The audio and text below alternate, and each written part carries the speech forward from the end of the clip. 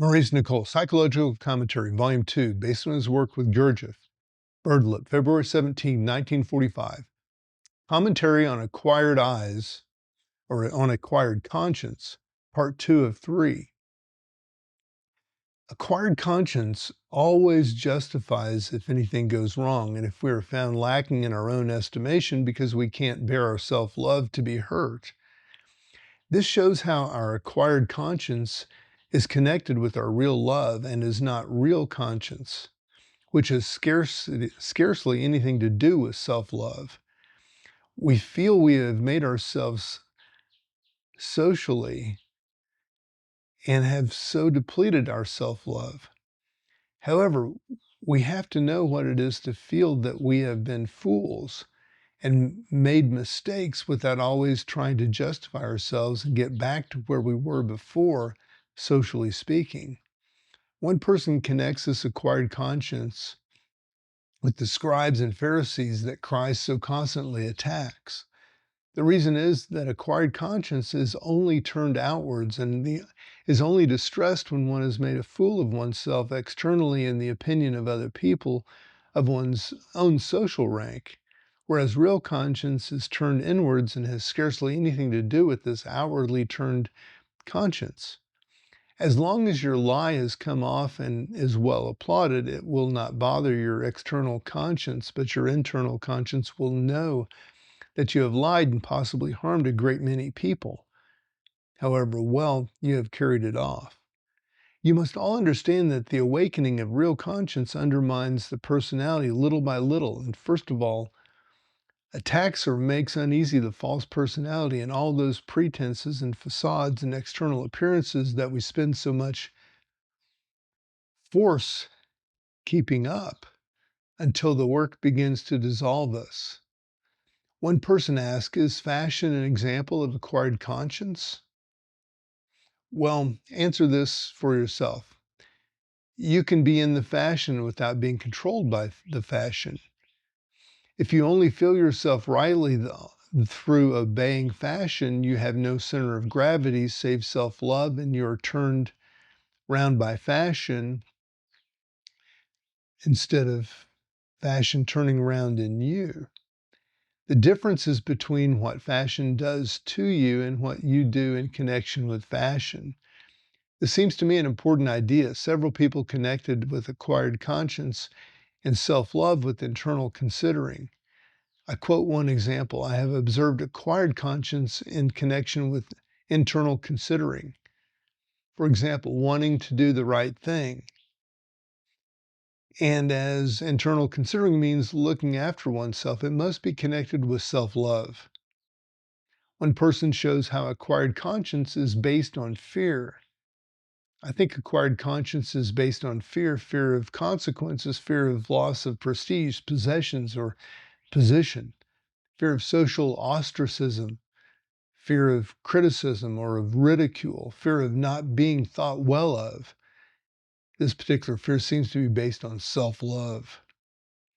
This is quite correct. Acquired conscience is based on self-love, and self-love is based on fear.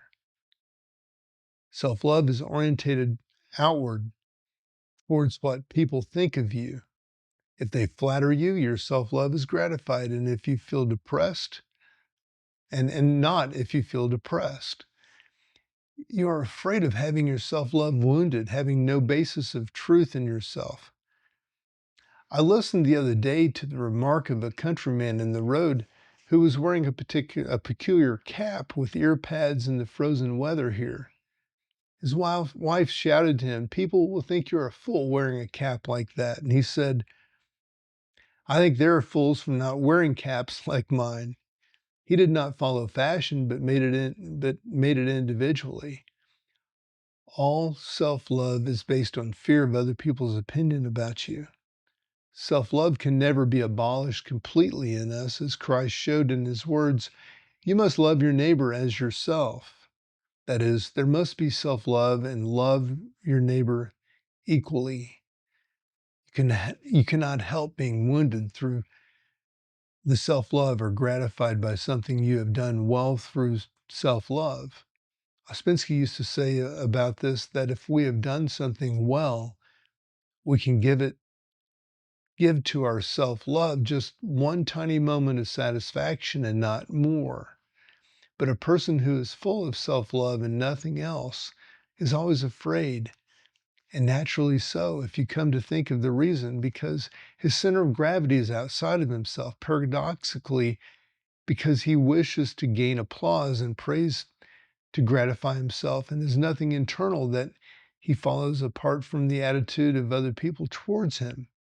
Certainly, an individual cannot develop purely from self-love, but only from a very well-harnessed self-love, which is more free from vanity, but which may retain some pride. You know how often people do things from self-love and call it individuality, for instance. They insist that they're in love with someone and carrying the thing through from self-love, and immediately they have attained their ambition, the whole thing collapses. You must remember that self-love is extraordinarily obstinate and unintelligent and has a great deal to do with acquired conscience, tradition, buffers, pictures, and so on. That is, it's kept up, or it's about keeping appearances up. But all this has nothing to do with real conscience from which springs real love.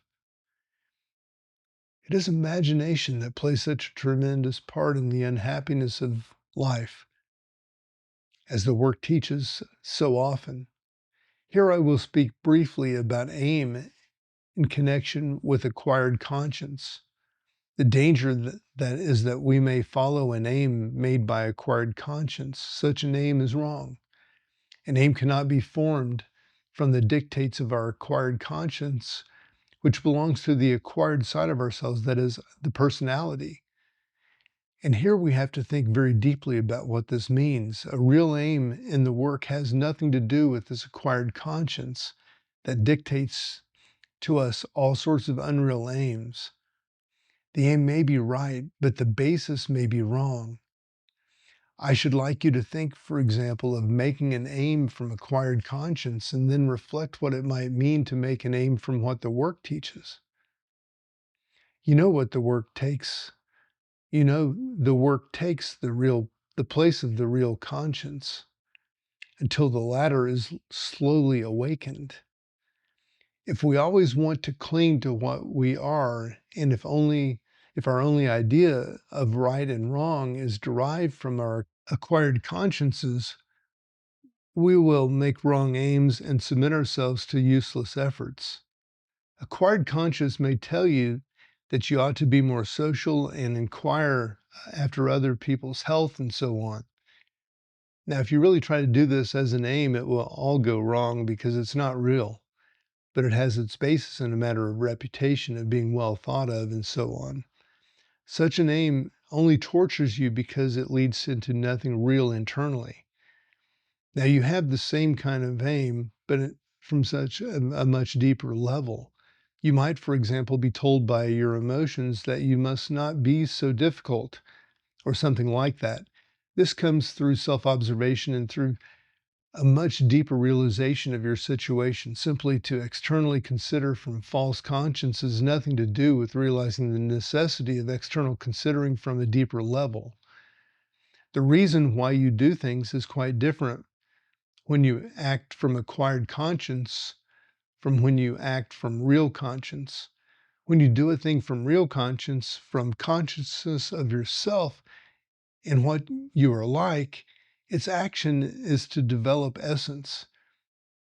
You make, as it were, essence, understand why certain things are necessary. But if you act from acquired conscience for the sake of internal considering as to how you stand with other people in order to make a better position for yourself, then it will not develop essence because the neutralizing force is quite different. You will then do a thing for the sake of some form of merit and not from insight into the good of what you are doing for its own sake. You may be meritorious, an excellent person, and yet inwardly you may be nothing but a sham, or practically so.